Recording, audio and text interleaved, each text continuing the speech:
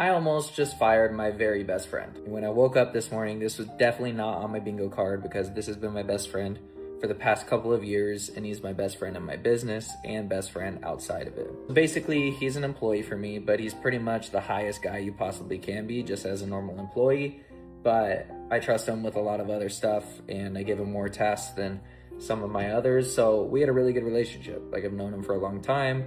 He didn't go to college, so he was looking for a job. So I let him work for me and everything was good. He was a great worker. He was super loyal. He was hardworking. And just because I was his best friend, that doesn't mean he was just slacking off and just because he could and he has lenience because he's my best friend. No, he was probably my hardest worker, and I pretty much couldn't have asked any more from him. And what we do, we're in the freelance industry. We go record and shoot for companies. We create videos for them, big YouTubers and stuff like that. And if you didn't know, in the freelance industry, the payment structure is just so inconsistent. You're gonna get paid at different times every single month. Even if you have the same clientele month to month, they're probably gonna pay you at a different time, a different date, or just be on a different payment structure every single month. And so our worst enemy in freelance is net 30s and net 60s. It's something that you just have to know. That's how payment structures usually work with big companies.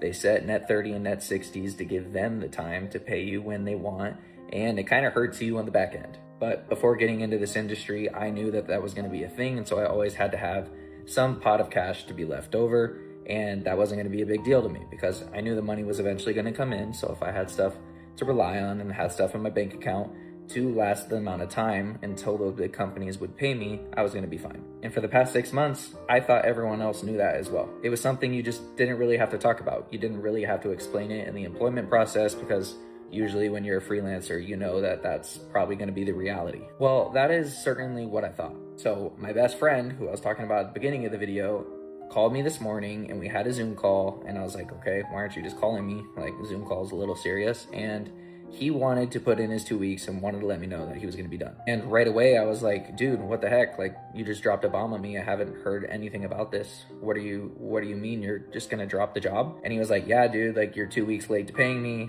And I can't really do that. I have bills to pay and I have to leave the company. And dude, let me tell you, like, when I heard this, my mouth dropped. I couldn't believe it. And it literally felt like I was getting dumped. One of my most loyal workers, my best friend that I talk to almost every day outside of work, like, just drops a bomb on me, leaves the company, or wants to leave the company, and I was just gonna get left in the dust. And his reasoning was that he knows I have money to pay him out of pocket just to last him the time being, but I personally just can't do that with my financial decisions, and we just got in a pretty big argument after that. I was suggesting so many solutions to him, and he wasn't really listening.